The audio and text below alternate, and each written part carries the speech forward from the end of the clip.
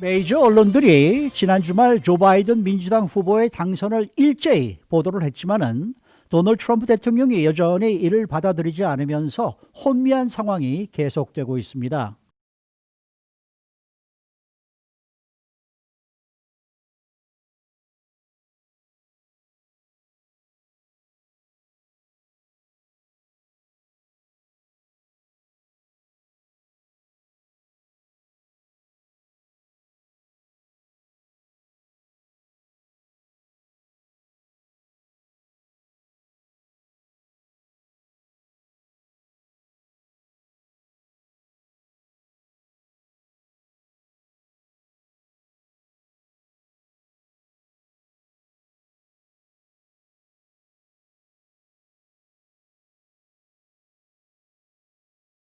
굉장히 곤혹스러웠습니다. 네. 다른 언론사들 따라서 같이 당선인으로 해야 되는 건지 아니면 오피셜하게 공식적으로 확정이 안 됐는데 당선인을 써야 되는 건지 참 애매했는데요. 네. 어찌됐건 그 미국 주요 언론들 뭐 AP통신을 비롯해서 NBC, CNN, 뉴욕타임스, 다죠, 뭐 다. 워싱턴 포스트 메이저 매체들은 전부 다 일제히 조 바이든 후보를 프레지던트 일렉트라고 했어요. 그러니까 네. 대통령 당선인으로 부르기 시작한 겁니다. 팍스뉴스도 이 메이저 언론들이 전부 다 이렇게 부르니까 조 바이든 후보 당선을 보도했고요. 역시 프레지던트 일렉트 명칭으로 불렀기 때문에 뭐 문제될 것이 없지 않느냐는 주장들이 나오고 있습니다.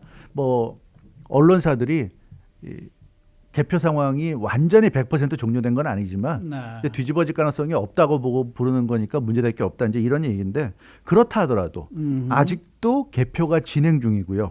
일부 주들은 리카운트로 가는 것이 기정사실화되고 있습니다. 네. 또 트럼프 대통령 측이 일부 경합주들에 대해서는 또 이 소송까지 소송을 지금 또 제기하고 있고. 개표 문제와 관련해서 소송까지 제기한 상황인데 그런 과정에서 상식적으로 또는 객관적으로 볼 때 결과가 달라지긴 힘들 거다. 그렇게 예측할 수는 있지만 네. 그러나 그건 어디까지나 우리가 그냥 상식적인 판단에서 하는 생각이고요. 공식적으로는 모든 투표를 카운터하고 필요한 경우에 리카운트하고 또 그 과정에 대한 의문이 있을 경우에 소송까지 제기해서 법원의 판단도 받고 네. 그런 절차를 다 끝내야 사실은 개표가 확정되는 거거든요. 네. 근데 그런 점에서 이렇게 그 예측이나 전망 또는 상식적인 판단만으로 당선인이라고 부를 수 있는 건지 그런 의문이 제기되고 있습니다. 공화당 연방하원 의원들 중에 일부가 주말에 그런 얘기를 했어요. 대통령 당선은 일부 언론들이 일방적으로 결정하는 것이 아니고 모든 정해진 절차를 끝내고 나서 나온 결과에 따라 정해지는 것이다 설명했는데 좀 그런 생각이 좀 듭니다. 네. 이게 좀 성급한 건 아닌가 하는 느낌을 지울 수는 없을 것 같아요. 네. 근데 우리가 사실은 연방 총무처죠. GSA라고 불리우는 네. 연방 총무처. 그러니까 General Services Administration. 여기서 당선을 확정이 됐다라고 발표를 해야 사실은 우리가 당선인으로 부르는 거죠. 그렇습니다. 아니겠습니까? 네. 예, 이게 지금 우리가 조금 뭐랄까 좀 헷갈리고 있는 그런 네. 상황인데 한편 뭐 언론들이 이렇게 당선을 보도하고 당선으로 대하오는 행태가 관행적으로 그렇게 많이 해오지 않았습니까? 뭐 그건 사실이에요. 그러니까 지금 말씀하신 그 연방 총무처가 모든 걸 다 종합해서 이 사람이 당선이 확정됐다 하고 오피셜하게 발표하는 게 사실은 맞는 거고요. 그렇죠. 그날까지 기다렸다가 당선인 프레지던트 일렉트라고 해야 되는데 보통은 그렇게까지 안 기다리고 네. 예, 이렇게 거의 승리가 확정적일 때는 이제 당선이 확정됐다고 보도하면서 네. 프레지던트 일렉트라고 부릅니다. 그런데 문제는 그럴 때는 승패가 확실히 가려진 경우고요. 네. 패한 후보가 패배를 승복하는 그런 어허. 경우죠. 그래서 논란이 없는 경우입니다. 네, 그런 네, 경우에는 오피셜한 발표까지 기다리지 않고 프레지던트 일렉트라고 해도 큰 문제가 없는데 이렇게 이번처럼 뒤지고 있는 후보가 승복하지 않고 있고 실제로 개표가 아직 끝나지 않았고 리카운트와 소송이 남아있는 이런 상황에서 언론들이 일방적으로 당선 확정이라는 보도를 하고 그 이후에 또 그 언론들이 일방적으로 지금 특정 후보를 당선인이라고 부르고 있는 거거든요. 그래서 이거는 좀 그런 어떤 우리가 지금까지 보아왔던 거와는 좀 배치되는 부분이 아닌가. 그 11월 3일 선거가 끝났고 토요일 날 7일 날 이런 그 당선 확정 보도가 나오면서 프레지던트 일렉트가 이제 표현되기 시작했으니까 3일 기다린 거예요. 언론들이 네. 딱 3일 기다리고 지금 당선을 확정 지은 건데 이 여러 가지 정황상 조 바이든 후보가 뭐 유리하고 승리할 것이 거의 확실시 된다고 보는 거는 뭐 당연하다고 할 수 있겠지만 언론사들 스스로도 too early to call이라고 하지 않았습니까? too early to call이라고 하고 그랬는데 보통은 그러다가 뭐 당선이 좀 유력하다 또는 당선이 확실하다. 그 다음에 당선 확정 이런 단계를 밟아가는데 분명히 어떤 메이저 언론들도 당선 유력이나 당선 확실이나 이런 표현 없이 단숨에 그냥 당선 확정으로 가버렸어요. 이거는 그냥 몇 단계를 건너뛴 것이다. 그래서 저도 토요일 날 당직 근무하면서 생생하게 그 속보를 봤지만 굉장히 좀 기습적으로 보도를 한 그런 느낌이 있고요. 마치 이런 극적 효과를 만들어내기 위해서 한 3일 동안을 참고 기다린 게 아닌가 하는 그런 느낌도 있었어요. 그리고 어찌됐건 메이저 언론사들이 이렇게 당선 확정을 보도하면서 아직 시작도 하지 않은 리카운트나 소송에 큰 영향을 미치게 됐습니다. 이미 대세가 기울었다는 인상을 강하게 주고 있고요. 세계 각국의 뭐 지도자들이라든가 언론들은 미국의 이 메이저 언론들이 이렇게 보도하니까 거기에 맞춰서 당선 확정이라고 다들 보도하고 그 분위기가 지금 형성되지 않았습니까?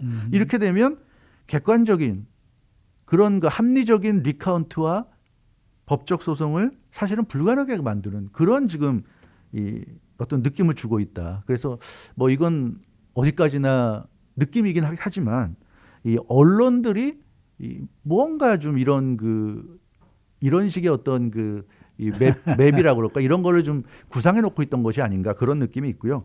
언론들이 대통령을 결정한다 하는 그런 느낌을 좀 받는데 이거는 좀 아니지 않은가 싶어요. 조 바이든 후보 본인도 개표일 당일날 나와서 그러지 않았습니까? 시간이 걸릴 것이다. 모든 국민들의 표가 카운트 돼야 된다. 그러면 승자가 나올 것이고 우리가 이길 것으로 확신한다. 이런 얘기를 했어요.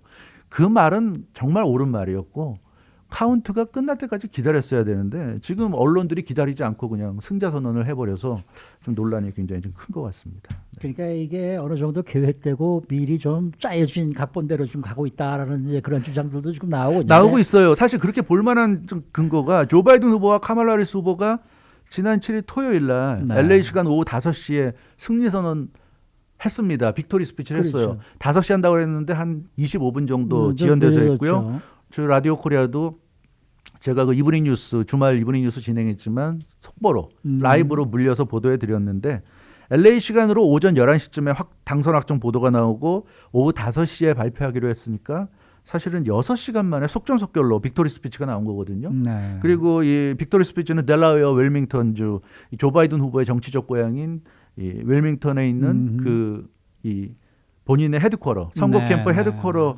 주차장에 무대를 마련해서 승리 연설을 했는데 그야말로 일사천리였어요. 그래서 이게 과연 우연일까? 언론들이 그냥 이렇게 보도하고 보도가 나오니까 부랴부랴 했을까? 과연 좀 그런 느낌이 상당히 있고요. CNN은 보도하면서 조 바이든 후보와 카말라 해리스 후보 생애를 집중 조명하고 전국에서 환호하는 현장을 뭐 LA를 비롯한 대도시들의 라이브로 연결해가지고 사람들이 얼마나 좋아하는지를 보여주는데 집중했고요. 그러면서 분위기를 잡아서는 결국 5시에 발표한다는 빅토리 스피치 발표한다는 거를 보여줬는데 좀 속된 말로 하면 CNN의 보도로 저도 토요일 내내 봤지만 거의 용비어천가 수준이 아니었나. 조 바이든 후보를 찬양하는데 정말 급급한 용비어천가 수준이었는데 지난 4년간 CNN이 트럼프 대통령을 물어뜯었던 것에 비하면 단 하루도 단 1시간도 예외 없이 트럼프 대통령을 대통령으로 인정하지 않고 물어뜯었던 것에 비하면 너무 좀 보기 민망할 정도였어요.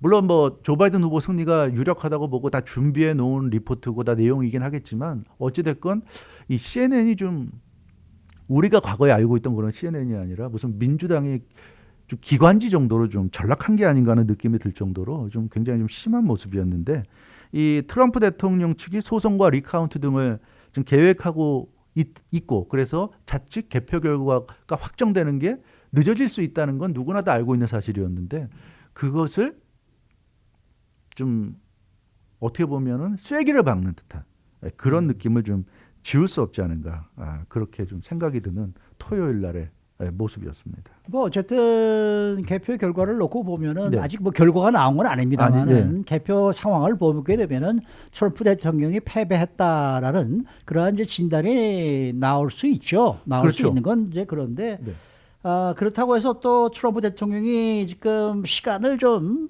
너무 좀 끌고 있다. 패배를 인정하지 않고 시간을 끌고 있다라는 지적도 지금 나오고 있는 거 나오고 있죠. 아닙니까? 많이 나오고 있죠. 네. 예, 그건 분명한 사실이고요.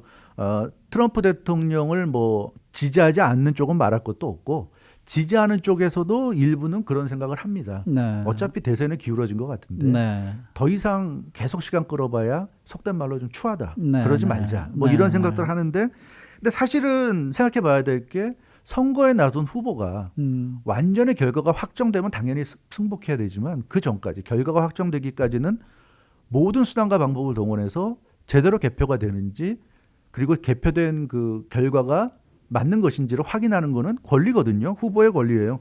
엘고 후보 같은 경우에 2000년 대선에서 조지 W 부시 후보와 투클로스트 콜로 대립할 때 연방대법원에서 그 당시에는 12월 12일이 데드라인이었습니다. 네. 그래서 연방대법원에서 플로리다에서 재검표할 시간이 없다고 이 엘고 후보 쪽이 요청한 그 재검표를 받아들이지 않았어요.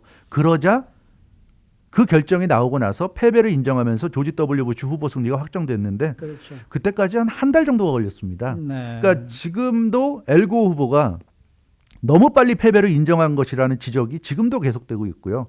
엘고 후보가 끝까지 진흙탕 싸움을 해서라도 대통령에 당선됐다면 끝까지 물고 늘어져서 결과를 바꿨다면 이미지가 좀 엘고 후보는 굉장히 좋은 이미지잖아요. 네, 점잖고. 네, 네. 근데 그런 이미지가 훼손은 됐을지 몰라도 월드 트레이드 센터가 지금도 그 자리에 계속 남아 있었을지도 모른다. 어쩌면 그런 얘기를 하는 사람들도 있는데 그만큼 이제 미국과 세계 역사가 전혀 다르게 흘러갔을 가능성도 있다는 얘기인데 중요한 것은 엘고 후보가 당시 한 달 정도 버텼어요. 물론 네. 지금과는 상황이 다르죠. 그때는 플로리다를 제외한 나머지가 다 개표가 됐고 끝났죠. 예, 두 후보 모두 270명이 안 됐기 때문에 네. 사실은 지금보다 훨씬 더 긴박한 상황이었던 건 분명하지만 어찌됐건 후보가 리카운트와 소송까지 하는 것은 당연한 권리입니다. 엘고 후보가 리카운트 요구하고 소송 제기했을 때 지금 트럼프 대통령을 공격하듯이 그렇게 공격하는 언론이라든가 그런 분위기가 아니었거든요. 네. 근데 지금은 물론 그때랑 상황이 완전히 똑같은 건 아니지만 어찌됐건 의혹이 제기되고 있고 실제로 일부 주에서는 이 부정투표로 볼 수 있을 만한 그런 정황들도 지금 나타나고 있고 그런데 과연 그런 부분을 사실은 클리어하는 게 조 바이든 후보 입장에서도 좋은 거거든요. 그래서 왜냐하면 지금 7,500만여 명 이상이 조 바이든 후보를 지지해 뽑아줬기 때문에 최다 득표를 얻었지만 트럼프 대통령도 7,100만 명 이상이 뽑아줬어요. 네, 그래서 네. 역대 가장 많은 표를 얻고 지금 낙선하는 그런 대통령 후보로 지금 되는 거 기록이 되고 있는데 그러니까 7천만 명 이상이 뽑아준 만큼 또 7천만 명 이상은 트럼프 대통령을 뽑아줬단 말이에요. 그러면 그 많은 사람들을 납득을 시켜야지 조 바이든 후보가 얘기하는 정말 치유가 되고 화합이 되는 그런 미국을 대표하는 대통령이 될 수 있다는 점에서 지금의 이런 모습은 정말 아니지 않은가. 마치 토요일 날 무슨 언론들이 쿠데타 하듯이 이렇게 일방적으로 당선을 발표하고 당선인으로 부르기 시작하는 거는 이건 오히려 지금의 이 분열과 갈등을 더 오히려 부채질을 하는 건 아닌가. 좀 그런 근데 느낌이 이제 듭니다.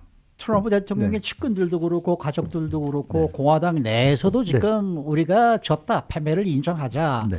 뭐 이런 이제 이야기들이 나오면서 그것 때문에 또 트럼프 대통령이 오히려 또 비난을 받고 있는 그런 맞아요. 상황이기도 네. 한단 말이에요. 토요일 당일날 미트 네. 롬니 상원의원이 네. 가장 먼저 공화당 인사 중에서는 트위터로 조 바이든 후보, 카말라 하리스 후보에게 축하 인사를 건넸고요.